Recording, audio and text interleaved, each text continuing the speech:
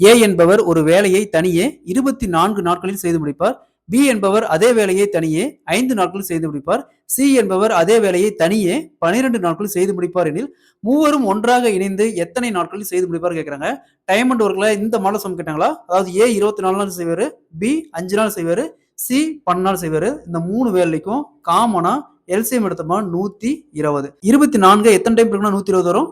5 time. 5 எத்தனை time இருக்குன்னா 120 வரும்? 24 டைம். 12 எத்தனை டைம் இருக்குன்னா 120 வரும்? 10 டைம்.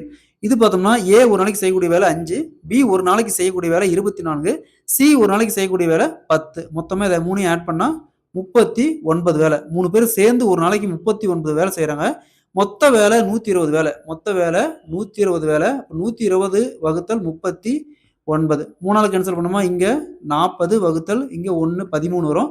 ஸோ அகைன் 40 13 கேன்சல் பண்ணா 3 13 39, மீதி 1/13 வரும். அப்போ மூவரும் ஒன்றாக இணைந்து 3 1/13 நாட்களில் அந்த வேலையை செய்து முடிப்பார்கள்.